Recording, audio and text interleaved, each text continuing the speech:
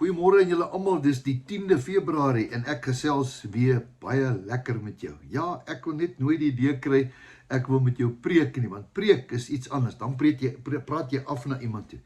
Ek wil gelyk met jou praat, ek wil die woord vat en ek wil dit tussen ons hou en ek wil deur die woord met jou praat. Nou, vanoggend by manne van die woord hier in Pretoria, kom ons by mekaar hier by 'n plek, en ja, net so by the way, ons het 'n mannekamp wat kom en 'n pa en seun kamp, en ek gaan later met jou daaroor praat.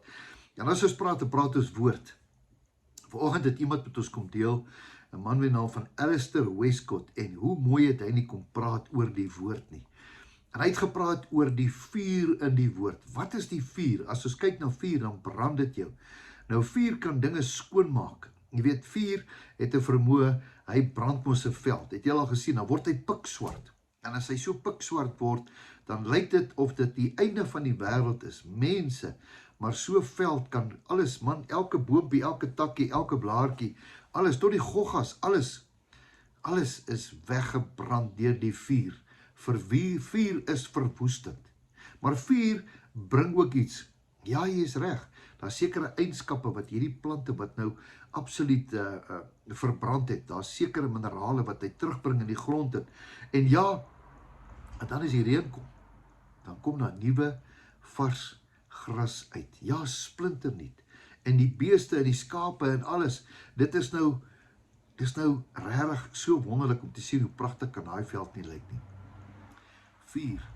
Nou, die Bybel praat van die Heilige Gees word gestuur na ons soos vuur. Tonge van vuur het afgekom na die mensdom toe. Wat is die Heilige Gees? Dis God homself. Dis die ander deel van God wat na ons toe gekom het om vir ons te sê, ek wil julle my Gees gee. Onthou julle, Johannes die Doper sê, daar is die lam van God en hy gaan julle doop met die Heilige Gees. Ek doop julle met water, maar hy gaan julle doop met die Heilige Gees, met vuur.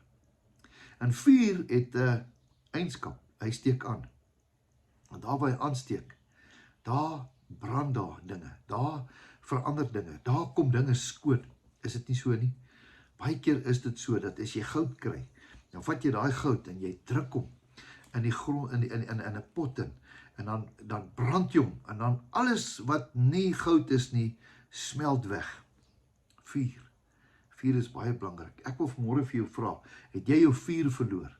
Het jy jou passie vir die Here verloor? Want daai passie beteken, daar's vonke binne in jou, wat ander mense kan aansteek. Het jy dit verloor?